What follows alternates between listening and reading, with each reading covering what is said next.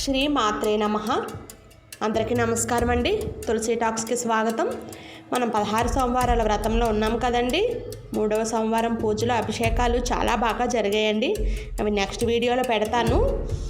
ఈరోజు ఏకాదశి కూడా కలిసి వచ్చిందని ఇలా ఇక్కడ దగ్గరలో వేదాద్రి శ్రీ యోగానంద లక్ష్మీ నరసింహస్వామి దేవాలయం ఉందండి.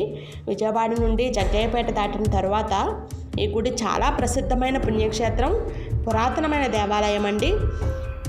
శ్రీ లక్ష్మీ నరసింహస్వామి వారు స్వయంభూగా వెలిసారండి. కృష్ణానది ఒడ్డున ఉంటుంది ఈ దేవాలయం. ఇంకా లోపల టెంపుల్లో అయితే వీడియోస్ అసలు అలౌ చేయలేదండి. ఏవో ఉత్సవాలు జరుగుతున్నాయి, అందుకని అసలు అలౌ చేయలేదు.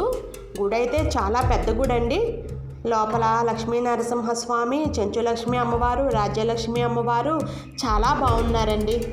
తప్పక చూసి తీరవలసిన గుడి అండి. ఇంకా పైన అయితే కొన్ని మెట్లెక్కి పైకి వెళ్తే అక్కడ స్వామి స్వయంభూగా వెలిసిన స్వామి అక్కడ ఉన్నారట. ఇదిగోనండి, పుట్ట లోపల ఇప్పటికీ జ్వాల రూపంలో ఉంటారటండి. మనకు కనిపించదు ఆ జ్వాల, స్వామి లోపల ఉంటారట. ఇలా పుట్ట రూపంలో కనిపిస్తారు బయటికి. శంకు చక్రాలు, తిరునామాలు ఉన్నాయండి ఆ రూపానికి.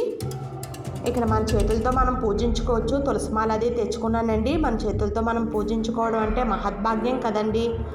ఇంక ఇక్కడ నుంచి వ్యూ చూడండి ఎంత బాగుందో, చాలా బాగుందండి. తప్పక దర్శించవలసిన క్షేత్రం అండి. విజయవాడ ఎప్పుడైనా వస్తే కనుక తప్పకుండా ప్లాన్ చేసుకోండి. పెద్ద దూరం ఏం కాదు, విజయవాడ నుంచి ఒక 2 hours ఉంటుంది.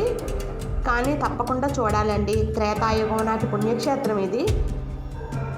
ఓకే అండి. ఇంకా ఇటువంటి పుణ్యక్షేత్రాల గురించి, పూజల గురించి నేను తప్పకుండా చెప్తాను. సబ్స్క్రైబ్ చేసుకోండి. థ్యాంక్ యూ అండి.